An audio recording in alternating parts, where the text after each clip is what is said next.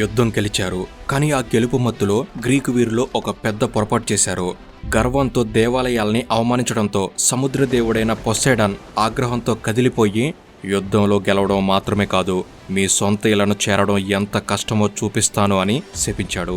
ఇక యుద్ధం ముగిసిన తర్వాత అందరూ తమ తమ రాజ్యాల వైపు బయలుదేరిన ఈ యుద్ధానికి పథకం వేసిన తెలివైన రాజు ఒడిసియస్ ప్రయాణం మాత్రం ఒక భయంకరమైన పీడకలగా మారిపోయింది. 10 ఏళ్ల యుద్ధం ఒకెత్తైతే తన ఇంటికి చేరడానికి అతనికి మరొక 10 ఏళ్లు పట్టింది. ఈ దీర్ఘ ప్రయాణాన్ని ఒడిస్సీ అంటారు. తన రాజ్యాన్ని, తన భార్యను, పసిపిల్లాడిగా వదిలి వచ్చిన తన కొడుకును చూసి అప్పటికే 10 ఏళ్లు గడిచిపోయాయి. కానీ సముద్రంలో బయలుదేరిన అతను పొసైడాన్ ఆగ్రహం వల్ల దారి తప్పి చేరిన ప్రతి ద్వీపం ఒక కొత్త ప్రమాదానికి చిరునామా అయింది. ఒంటి కన్ను ఉండి మనుషుల్ని తినే రాక్షసులు, మనుషుల్ని పందులుగా మార్చే మంత్రగత్తెలు, సముద్రంలో ఓడల్ని మింగేసే సుడిగుండాలు, ఇలాంటివి ఎన్నో భయంకరమైన అడ్డంకులు అతని మార్గంలో నిలిచాయి. తనతో వచ్చిన వందలాది సైనికుల్ని ఒక్కొక్కరిని కోల్పోతూ చివరికి ఒక్కడిగానే మిగిలిన ఒడిసియస్ యుద్ధం ఒక మనిషిని ఎంత క్రూరుడిగా మార్చుతుందో, ఆ తర్వాత ఒంటరితనం అతన్ని లోపల నుంచి ఎలా విరిచేస్తుందో జీవంతో చూపించాడు. కానీ అసలైన ప్రశ్నలన్నీ ఇక్కడి నుంచి పుట్టుకొచ్చాయి. ఆ ఒంటికని రాక్షసుణ్ణి ఒడిసియస్ ఎలా మోసం చేశాడు? ఆ మంత్రగత్తె మాయలో నుండి ఎలా బయటపడ్డాడు? 10 సంవత్సరాలు ఎదురు చూసిన అతని భార్య ఏ పరిస్థితిలో ఉంది? అసలు ఒడిసియస్ ఇంటికి వెళ్ళాడా లేదా?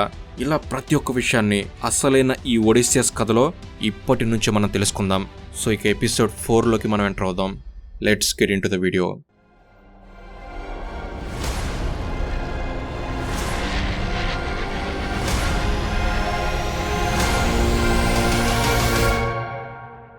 ఒడిసియస్ ప్రయాణం ఇంటివైపు మొదలైంది.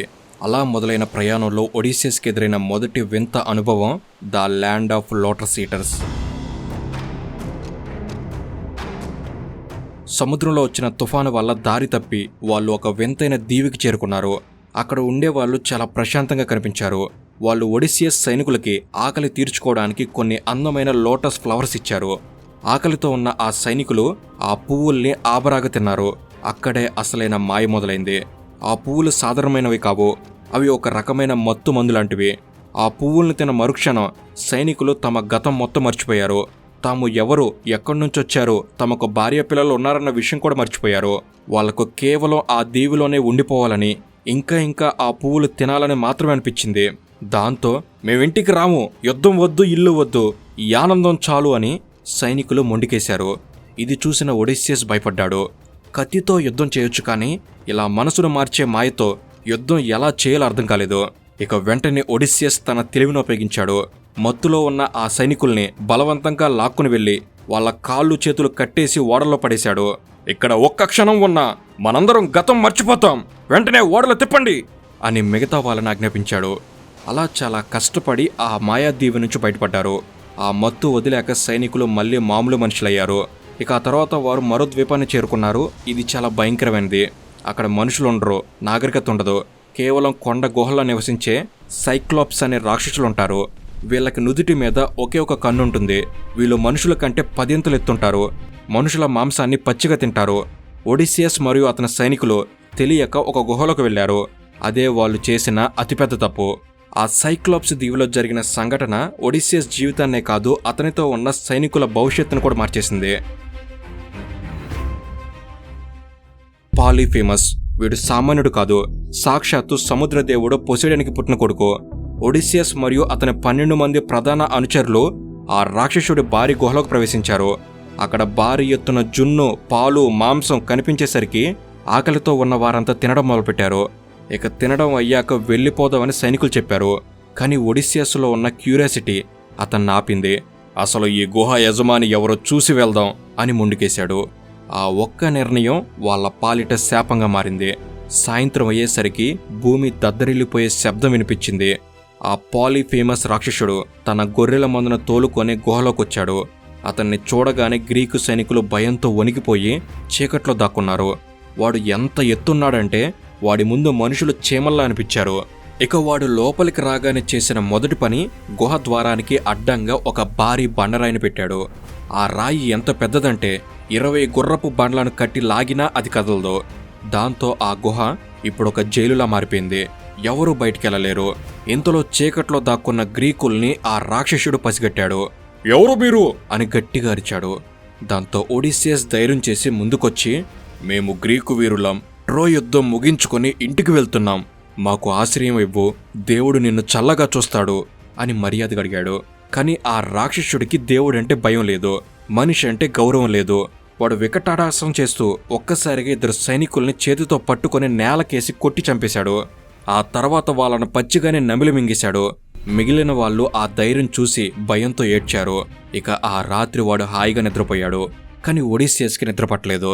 అతని దగ్గర కత్తుంది, రాక్షసుడు నిద్రపోతున్నాడు, వెళ్ళి వాడి గుండెలో కత్తి దింపేయాలా అని ఒడిసియస్ అనుకున్నాడు. కానీ వెంటనే ఆగిపోయాడు. ఎందుకంటే ఒకవేళ ఆ రాక్షసుడిని చంపేస్తే ద్వారానికి అడ్డంగా ఉన్న ఆ భారీ బండరాయిని తీసేదెవరు? ఆ రాయిని మనుషులు కదిలించలేరు. రాక్షసుడు చనిపోతే వాళ్ళందరూ ఆ గుహలోనే సమాధైపోతారు. అంటే ఆ రాక్షసుడు బతకాలి, కానీ ఓడిపోవాలి. అప్పుడే ఒడిసియస్ తన మేధస్సుకి పదును పెట్టాడు. మరుసటి రోజు ఉదయం ఆ రాక్షసుడు ఇంకో 2 మనుషుల్ని బ్రేక్ఫాస్ట్లా తినేసి గొర్రెలను తోలుకుని బయటికి వెళ్ళాడు. వెళ్తూ వెళ్తూ మళ్ళీ రాయి అడ్డం పెట్టి వెళ్ళాడు. ఇక ఆ పగలు ఒడిసియస్ ఒక ప్లాన్ వేశాడు. గుహలో ఒక పెద్ద ఆలివ్ చెట్టు దొంగ దొరికింది. దాన్ని సైనికులతో కలిసి చెక్కి చివర ఒక పదునైన మొనలాగా తయారు చేశాడు. దాన్ని నిప్పుల్లో కాల్చి గట్టిగా మార్చి దాచిపెట్టాడు. ఇక సాయంత్రం రాక్షసుడు వచ్చాడు. మళ్ళీ యథావిధిగా ఇంకో 2 సైనికులు తినేశాడు. అప్పుడు ఒడిసియస్ ఒక గిన్నెలో వైన్ పోసి రాక్షసుడి దగ్గరికి వెళ్ళాడు. మాంసం తిన్నాక ఈ వైన్ తాగితే బాగుంటుంది, ఇది దేవుళ్ల పానీయం అని ఇచ్చాడు.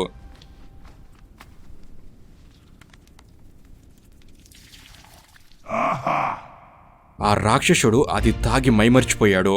ఇంకా కావాలి అని అడిగాడు. ఒడిసియస్ మరలా 3 సార్లు వైన్ పోశాడు. రాక్షసుడు అది తాగేసరికి పూర్తిగా మత్తులోకి జారుకున్నాడు. అలా మత్తులో ఉన్న ఆ రాక్షసుడు, నన్ను సంతోషపెట్టావు, నీ పేరేంటి, నీకొక బహుమతి ఇస్తాను అని అడిగాడు. అప్పుడు ఒడిసియస్ తన జీవితంలోనే అత్యంత తెలివైన సమాధానం చెప్పాడు. నా పేరు నోబడి, మా అమ్మా నాన్న నన్ను నోబడి అని పిలుస్తారు అని చెప్పాడు. దానికి ఆ రాక్షసుడు నవ్వి, సరే నోబడి, నేను నీకిచ్చే బహుమతి ఏంటంటే మిగతా వాళ్ళందరినీ తినేశాక అందరికంటే చివరిగా నిన్ను తింటాను అని చెప్పి గాఢ నిద్రలోకి జారుకున్నాడు. ఇక ఇదే సరైన సమయం. ఒడిసియస్ తన సైనికుల్ని పిలిచాడు. ఆ పదునైన చెక్క దొంగని మరలా నిప్పుల్లో ఎర్రగా కాల్చారు. ఇక అందరూ కలిసి దాన్ని ఎత్తుకొని నిద్రపోతున్న రాక్షసుడి ఒకే ఒక్క కన్నులో బలంగా దించారు.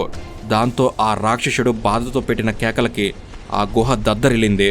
వాడు కన్ను పీక్కొని పిచ్చివాడిలా అరుస్తూ గుహలో చేతులు ఆడించడం మొదలుపెట్టాడు. అతని అరుపులు విని పక్క గుహల్లో ఉన్న మిగతా సైక్లోప్స్ రాక్షసులు బయటకొచ్చారు.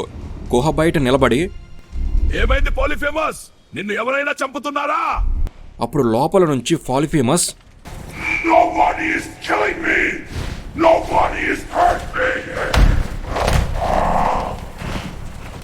బయట ఉన్న రాక్షసులు అది విని, ఎవరో చంపకపోతే మరెందుకు అరుస్తున్నావు, పడుకో అని విసుక్కుంటూ వెళ్ళిపోయారు. నోబడి అనే పేరు పెట్టుకోవడం వల్ల ఒడిసియస్ ఎంత తెలివిగా తప్పించుకున్నాడు చూశారా? కానీ అసలు సమస్య ఇంకా తీరలేదు. రాక్షసుడు గుడ్డివాడయ్యాడు. కానీ గుహ ద్వారం ఇంకా మూసే ఉంది. ఉదయం కాగానే గొర్రెలను బయటకు వదలాలి. దాంతో రాక్షసుడు రాయి తీసి ద్వారం మధ్యలో కూర్చున్నాడు.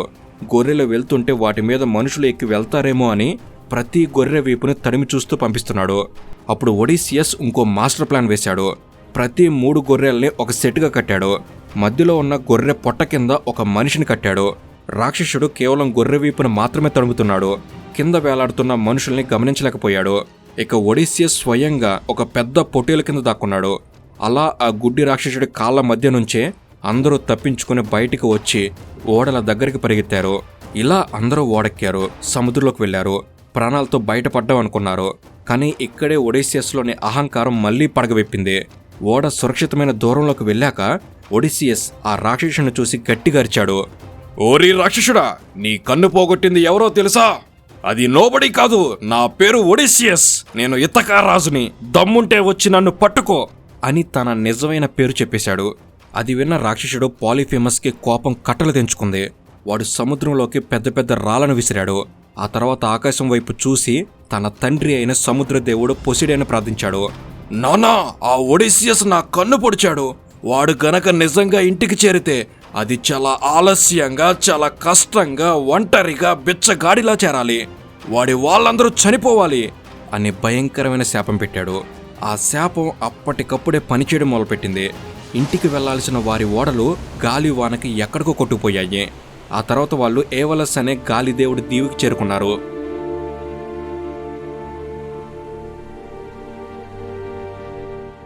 అక్కడ వాళ్ళకి ఒక అద్భుతమైన అవకాశం దొరికింది. కానీ మనుషుల అత్యాశ వల్ల అది కూడా నాశనమైపోయింది. ఇది ఒక తేలియాడే ద్వీపం. దీని చుట్టూ ఇత్తడి గోడలుంటాయి. అదృష్టవశాత్తు ఆ దేవుడు ఏలియస్కి ఒడిసియస్ అంటే అభిమానం. ట్రోయ్ యుద్ధ విశేషాలు అడిగి తెలుసుకుని అతనికి సహాయం చేయాలనుకున్నాడు. నువ్వు ఇంటికి వెళ్ళడానికి దారి చూపిస్తాను అని చెప్పి ఒక ఎద్దు చర్మంతో చేసిన సంచిని బహుమతికిచ్చాడు. ఆ సంచిలో బంగారం లేదు, వజ్రాలు లేవు. అందులో ప్రపంచంలో ఉన్న అన్ని దిక్కుల నుంచి వీచే భయంకరమైన గాలులన్నిటినీ బంధించి పెట్టాడు. కేవలం వెస్ట్ విండ్ని మాత్రమే, అనగా పశ్చిమ వైపు దిశ నుంచి వీచే గాలిని మాత్రమే బయటకు వదిలాడు. ఎందుకంటే ఆ గాలి ఒక్కటే ఒడిసియస్ ఓడని నేరుగా అతని ఇంటి వైపు నెట్టుకుంటూ వెళ్తుంది. జాగ్రత్త ఒడిసియస్, ఈ సంచి మూతికి వెండి దారం కట్టాను. నువ్వు ఇంటికి చేరే వరకు దీన్ని ఎట్టి పరిస్థితుల్లోనూ విప్పకూడదు. ఇందులో తుఫాన్లు దాగున్నాయి అని ఏలియస్ సంచిని ఇస్తూ హెచ్చరించాడు. అలా ఒడిసియస్ ఆ సంచిని జాగ్రత్తగా ఓడలో కట్టుకొని ఆనందంగా బయలుదేరాడు. ఇక తర్వాతి 9 రోజుల పాటు ప్రయాణం అద్భుతంగా సాగింది. సముద్రం ప్రశాంతంగా ఉంది. ఆ వెస్ట్ విండ్ ఓడని సరైన దారిలో తీసుకెళ్తుంది. ఇక 10వ రోజు ఉదయం దూరంగా పొగమంచులో ఒక తీరం కనిపించింది. అది మరేదో కాదు, ఒడిసియస్ సొంత రాజ్యమైన ఇతక. మనం వచ్చేసాం, అదిగో మన కొండలు, అదిగో మన ఇల్లు అని సైనికులు సంబరపడ్డారు. ఒడిసియస్ కళ్ళల్లో ఆనందం పొంగింది. 10 ఏళ్ల యుద్ధం, ఎన్నో కష్టాల తర్వాత ఇంకో గంటలో తన భార్య బిడ్డలను చూడబోతున్నాడు. కానీ ఇక్కడే విధి వెక్కిరించింది. మొత్తం కథ మరలా తిరగబడింది. అసలు తర్వాత ఏమైంది? ఒడిసియస్ తన భార్యనే పిల్లాన్ని కలిశాడా? ఒడిసియస్ తన రాజ్యాన్ని చేరుకున్నాడా లేదా? అసలు తర్వాత ఏం జరిగిందో నెక్స్ట్ ఎపిసోడ్లో చూద్దాం. ఆ ఎపిసోడ్ రిలీజ్ అవ్వగానే ఖచ్చితంగా మీ వరకు చేరేందుకు మిస్ కాకుండా ఉండేందుకు తప్పకుండా బెల్ని యాక్టివ్ చేసుకోండి. అండ్ నూతన మిత్రులందరికీ స్వాగతం. మీరు కూడా సబ్స్క్రైబ్ చేసుకొని మన తెలుగు నాలెడ్జ్ ఫ్యామిలీలో ఫ్యామిలీ మెంబర్గా భాగం కండి. Thank you for watching. Have a good day.